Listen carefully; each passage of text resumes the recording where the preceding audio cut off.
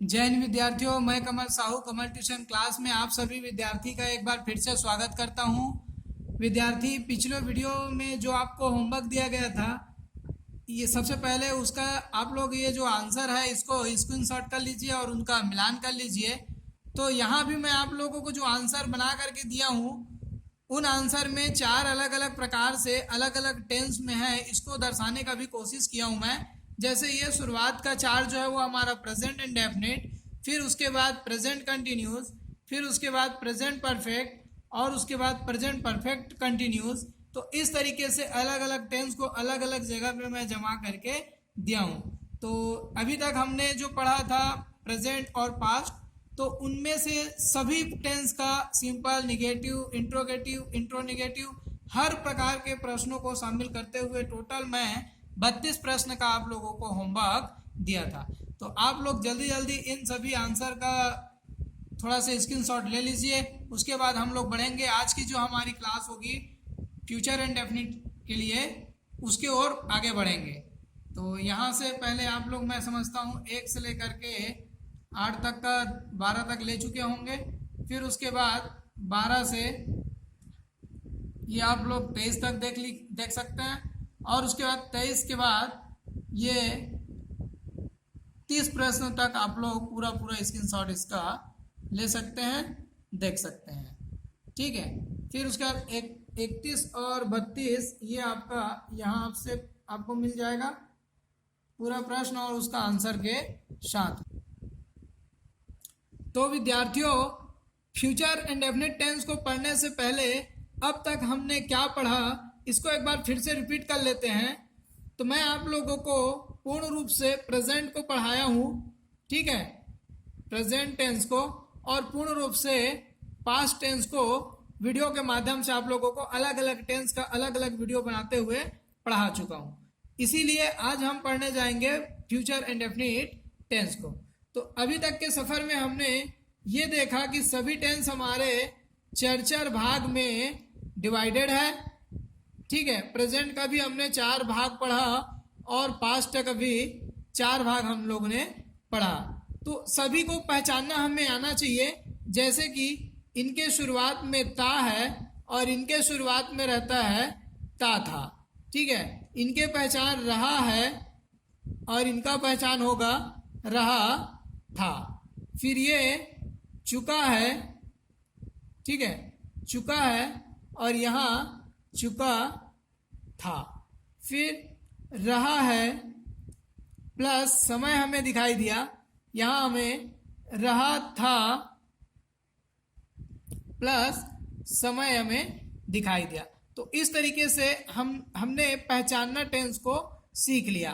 फिर इनके बाद हेल्पिंग वर्ब की बात करें तो यहाँ लगता है डू और डज, यहाँ इज, एम, आर, ठीक है, और यहाँ हैव, हैज, यहाँ हम लगाते हैं हैव के साथ में बीन या फिर हैज के साथ में बीन।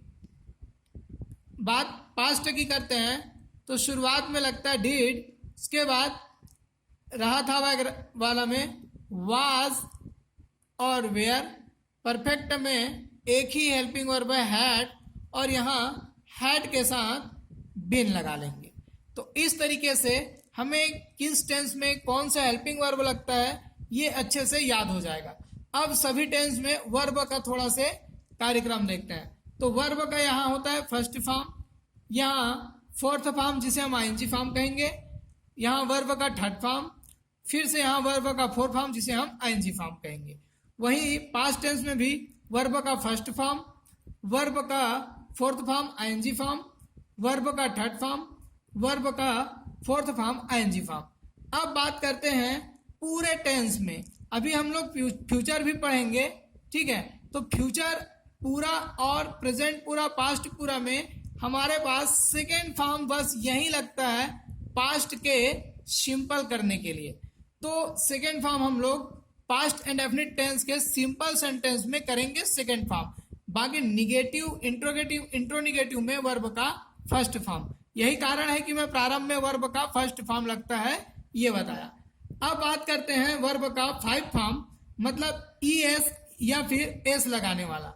तो ये हमारा प्रेजेंट सिंपल के सिर्फ सिंपल में होता है निगेटिव, इंट्रोगेटिव, इंट्रोनिगेटिव में वर्ब का फर्स्ट फॉर्म, इसलिए इसको भी शुरू में वर्ब का फर्स्ट फॉर्म बताया गया। और वो भी एस एस कब लगता है, जब सामने ही, सी, इट या फिर नेम हो तभी लगता है, आई वी यू दे के साथ नहीं लगता। तो इस तरीके से हम लोग टेंस को पढ़ते हैं, पहले पहचान के रूप में, फिर उसके बाद उसके हेल्पिंग वर्ब कौन सा होगा ये जानने के लिए, फिर उसके बाद उनके वर्ब का फॉर्म कौन सा लगेगा ये जानने के लिए, ठीक है। और पूरे टेंस में लास्ट टाइम में हमने सिंस का प्रयोग कहाँ करना है और फॉर का प्रयोग कहाँ करना है ये भी सीख लिया प्रेजेंट परफेक्ट कंटिन्यूस और पास्ट परफेक्ट कंटिन्यूस टेंस को पढ़ते पढ़ते। अब बात करते हैं फ्यूचर टेंस का, ठीक है। तो यहाँ तक के सफर में मैं उम्मीद करता हूँ आज जो वीडियो देख रहे हैं विद्यार्थी वे सभी फ्यूचर टेंस को पढ़ने के लिए ये सभी चीज अच्छे से समझ चुके होंगे। हर टेंस को सिंपल, निगेटिव, इंट्रोगेटिव, इंट्रोनिगेटिव बनाने के लिए इन्हीं हेल्पिंग वर्ब का ही जो भी खेल रहता है वो इंग्लिश में होता है।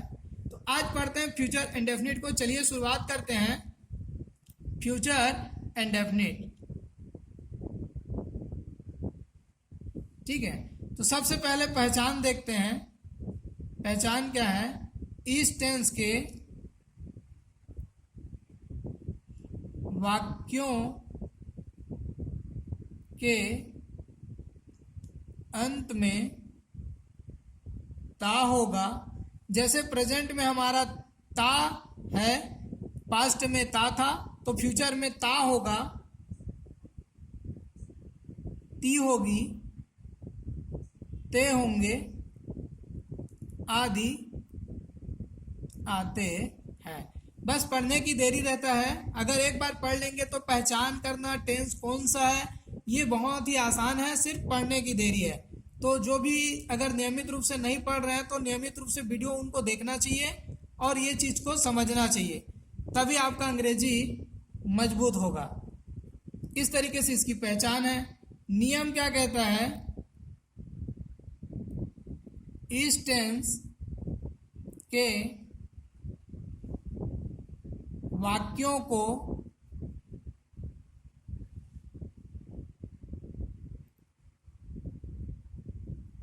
अंग्रेजी में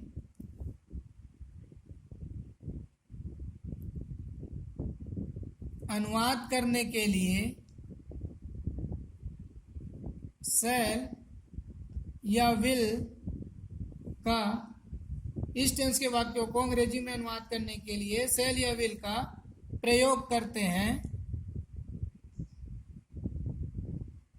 तथा V1 लिखते हैं। तो अभी तक जिस प्रकार से मैं आप लोगों को कौन सा हेल्पिंग वर्ब किसके साथ लगाना है ये बताते हुए आया हूं, उसी तरीके से यहाँ भी मैं आपको बताता हूं कि जो शैल है उन्हें हम सिर्फ और सिर्फ आई और वी के साथ लगा सकते हैं, बाकी किन्हीं और के साथ नहीं लगा सकते। और जो विल होगा, अब बाकी जो बच गया जैसे ही, सी, ईट, नेम और यू, दे, इन सभी के साथ में भी हम लोग विल का प्रयोग कर सकते हैं। तो अगर मान लिया जाए किसी जगह पे शैल के स्थान पे हमें विल दिखाई देगा तो वो भी हमें दिखाई देता है, लेकिन उसके लिए कुछ शर्त आवश्यक हो जाता है। तो उन्हें भी आप लोगों को जैसे ही टेंस क्लियर होगा तो लास्ट में आप लोगों को बता दिया जाएगा, ठीक है। अभी फिलहाल के डेट पे आप लोग इतना जानिए कि इस टेंस के वाक्यों को हमें अंग्रेजी में बदलने के लिए शैल विल का प्रयोग करना है। और शैल कहाँ होगा, तो आई और वी के साथ, बाकी सभी के साथ में विल का प्रयोग करना है। तो अब लिखते हैं इसके क्रम। अब जैसे कि हमें पता है सबसे पहले सब्जेक्ट आता है, सब्जेक्ट के बाद में जो भी हेल्पिंग वर्ब रहेगा वो आता है। इस टेंस में शैल विल है तो वो रहेगा, फिर उसके बाद वर्ब का फर्स्ट फॉर्म, फिर ऑब्जेक्ट। अब एक प्रश्न हो जाए कि मैं स्कूल जाता हूँगा, तो ये आई सब्जेक्ट है, आई के साथ में शैल लिखना है, और जाना गो है, ऑब्जेक्ट है स्कूल, तो आई शेल गो स्कूल। इस तरीके से हमारा ये टेंस बनेगा। आगे बढ़ते हैं एक और प्रश्न में, जैसे वह चाय पीता होगा, ठीक है, तो सब्जेक्ट वह है, ये हो गया, ही के साथ में विल लगाना है, पीने का कार्य चल रहा है तो ड्रिंक लिख दिए, फर्स्ट फॉर्म को प्रयोग करना है, ऑब्जेक्ट है टी। तो इस तरीके से बनता है इनका सिंपल। अब देखते हैं इसका निगेटिव। अब देखते हैं निगेटिव को, जिसका मतलब नकारात्मक।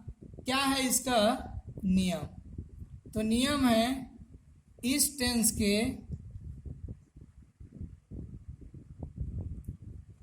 वाक्यों को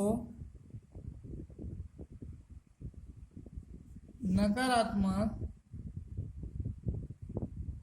वाक्यों में बदलने के लिए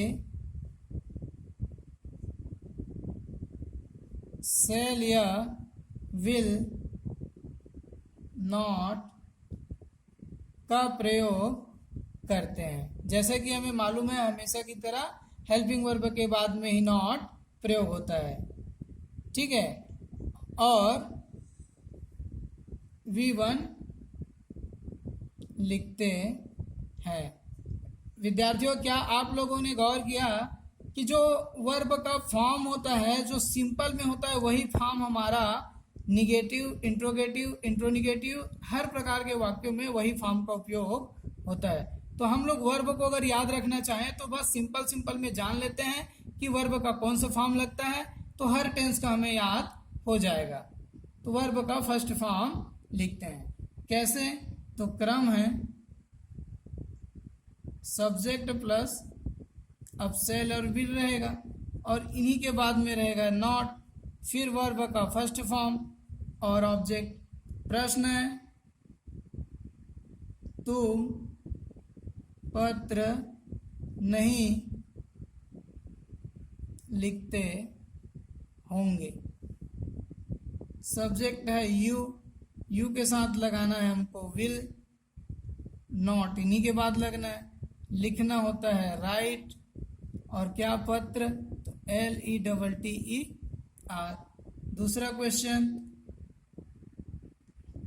वह कपड़ा नहीं धोती होगी, तो सी के साथ में विल नॉट।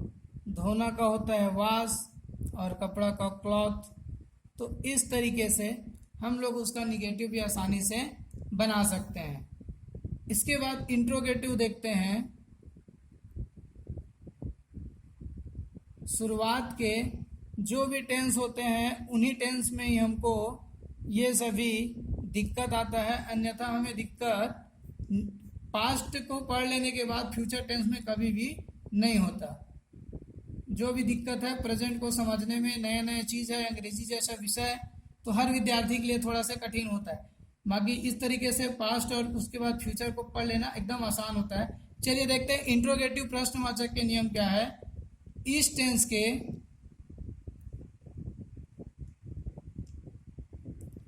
वाक्यों को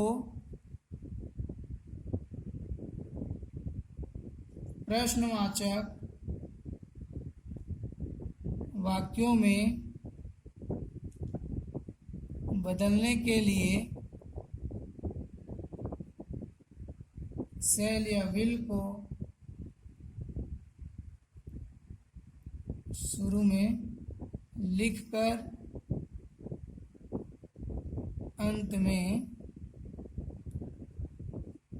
प्रश्नवाचक चिन्ह लगाते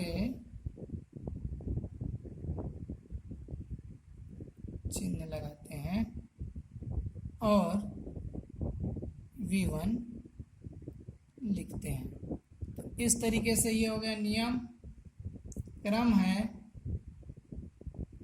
शैल या फिर will plus subject plus verb का फर्स्ट फॉर्म, ऑब्जेक्ट प्रश्नवाचक। जैसे क्या वे मछली